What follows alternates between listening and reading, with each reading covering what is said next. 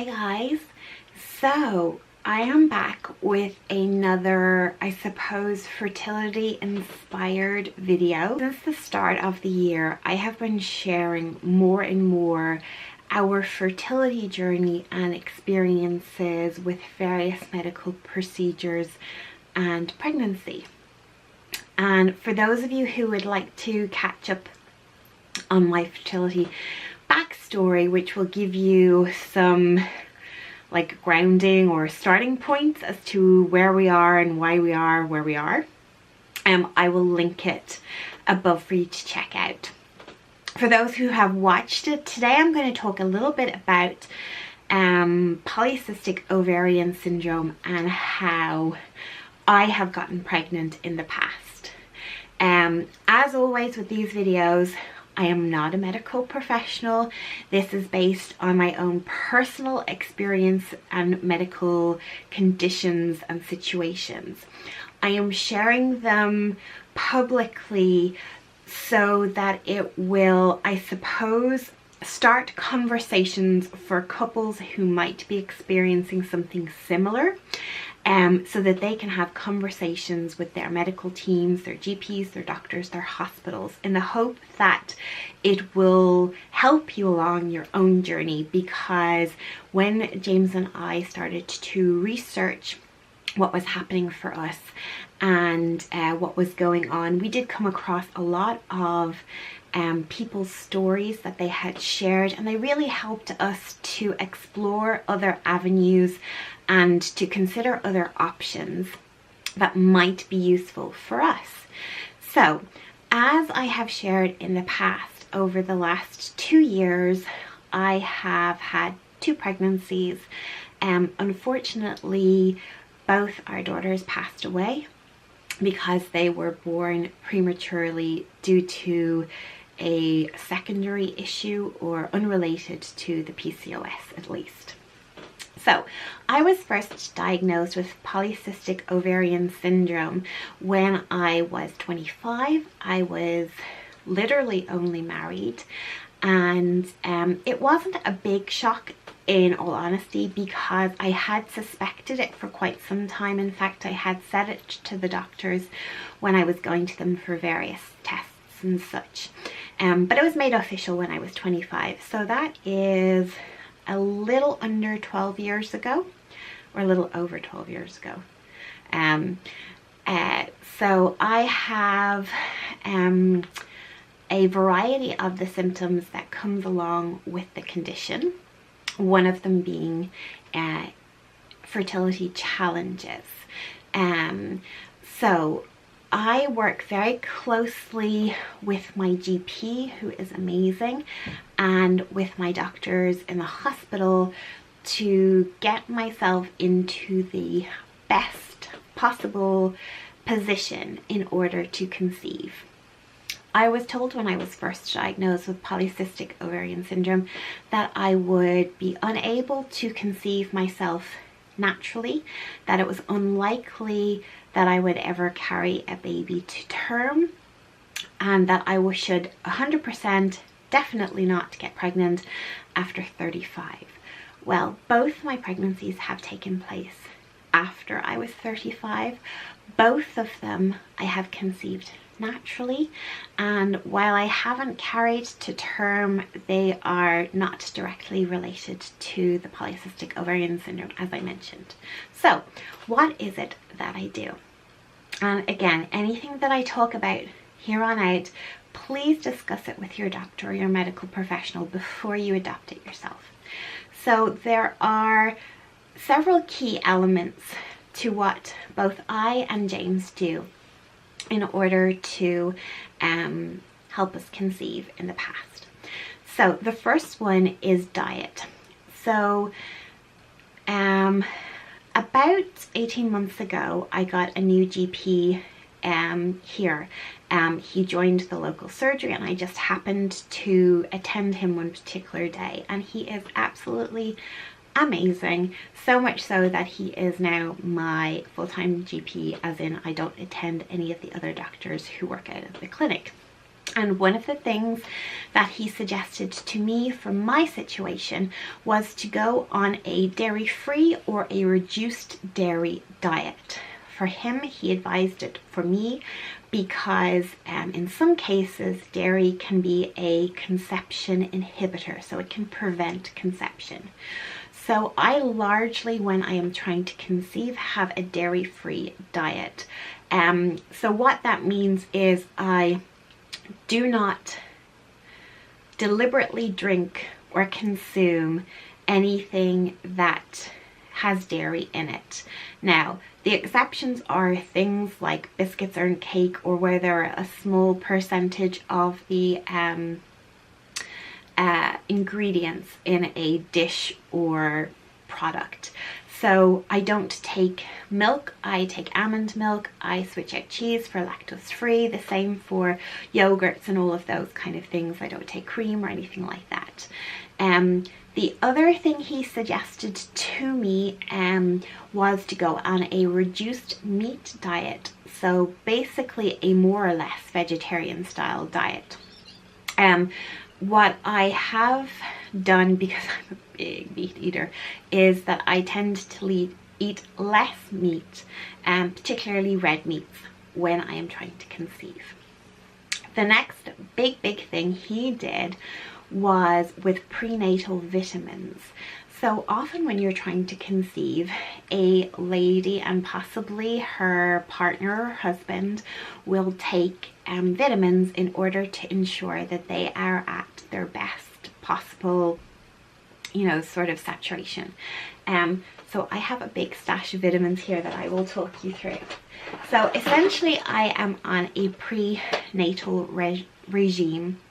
As opposed to taking one tablet like say the Pregnant Care or another brand similar to that, I take all of the elements or most of the elements, but just individually. So for example, I take selenium. When I'm trying to conceive, I take 400 grams of selenium. I take magnesium. As you can see there, I take 300 grams of magnesium. I take the B complex B12. I take 2 of these tablets daily. I take 400 milligrams of the folic acid.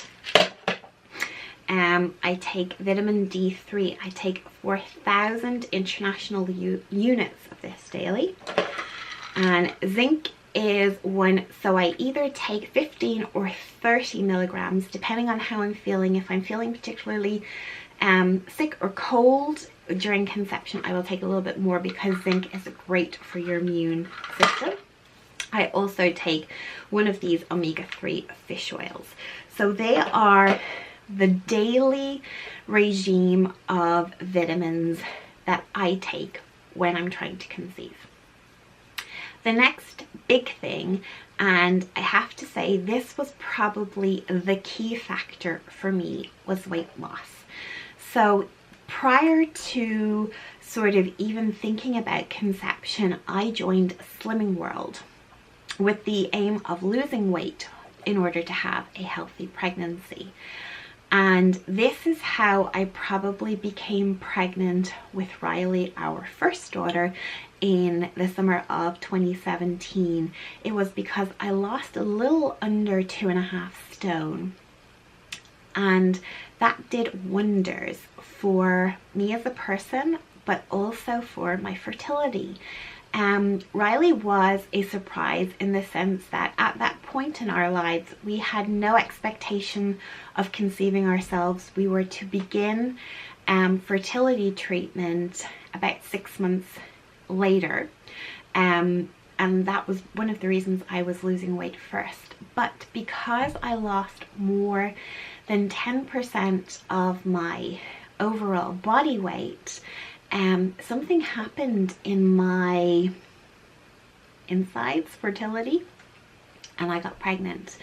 So for me, if you were to do just one thing and you are a little overweight or have some weight to lose or do have polycystic ovarian syndrome, to discuss with your doctor, would weight loss, about 10% of your overall body weight, make any difference to you and to your situation. So it's definitely a conversation to have. With Sophia, who I conceived this time last year, again, after we had lost Riley in the November, we were very sure that we wanted to go on and to conceive another child as soon as we could. Over the course of my pregnancy and in dealing with the loss of our daughter, I did definitely put on some weight. So I went back to Slimming World again, which I had left after I went into hospital with Riley, and I lost, I think I had only put on about 10 pounds in that time. I lost that weight, and lo and behold, in conjunction with all of what I've just talked about, we conceived again. Another big thing that we do when we are trying to get pregnant is we use a fertility app to track and map everything. So let me just grab that. I'm pretty sure that the fertility app that we use, it is called Fertility Friend, and I'm pretty sure it's a fairly common one. From my research, a lot of women and couples seem to use it.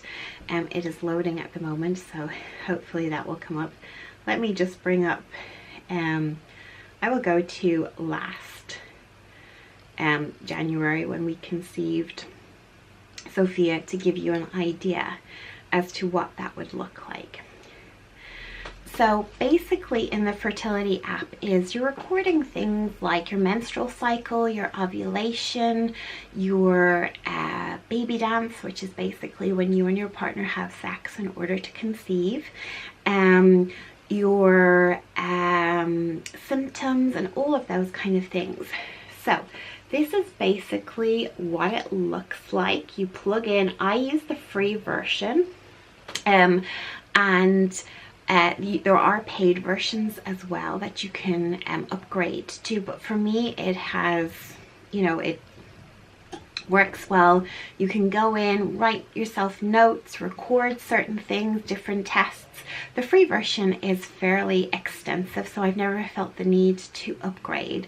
It's also a great way of tracking, you know, when you should be doing your baby dance, when your period might be due, particularly when you have polycystic ovarian syndrome. It can be very difficult to have to know when your period is due, when you might ovulate, when your fertility window will be. So for example, here you can see there's different colored boxes. The obvious ones straight away are probably the red ones. That is when I had my period or my menstrual cycle. The green little windows is your fertility window, and everything with a little blue triangle is when you did your baby dance, and then if it has a minus, it is when you did a pregnancy test or an ovulation test, depending on the time of the month, and it's to say that you got a minus result at that time. So it's very, very useful. I do take this a slight step further, because what I was noticing was that I was getting a lot of symptoms in my 2-week wait, which is basically the 2 weeks after you have ovulated, in which you're waiting to find out whether or not you're pregnant. And I was getting a lot of symptoms during this time that could be construed as pregnancy symptoms. And it was like, at the time it was very exciting, but it was also very frustrating because it didn't result in a pregnancy. And so I started to keep what I'm going to call a fertility diary. Basically, it is a small little diary, and in it, I will show you a little bit of this month. I would write the cycle day I was on, the days past my ovulation, and the weight that I was, and I would write the symptoms. So for example, here we have from earlier in January, I peed a lot again today, but again I'm making an effort to drink more water. I've not been feeling well since dinner, my boobs are tender too, and I felt very sick at night. So I just write anything down like that that felt relevant to me. What this did and what this showed me was that prior to my period, I suffer from something that's called period flu, where basically you're not pregnant, but you have very many of the symptoms that could be misconstrued as pregnancy. And this happens to me pretty much every month. And I suppose I only became really aware of it when we started to try to conceive a child. And so writing everything down every month on the different cycle days, and it literally takes me mere seconds to do this, means that on the same cycle day, the following month I can check back and I can kind of say to myself, yes, this is exactly how I felt the previous month. And it's amazing. They generally are exact mirrors of each other. So I have found this very, very helpful and useful. Another key element that I started when we were trying to conceive Sophia was to use ovulation tests. I buy these, it's a pack of 5 in deals for €1.50. And what I did for the first few months, because I wasn't 100% sure what day of my cycle I was ovulating, was I would basically buy enough for the month and I would test my ovulation or my urine every single day.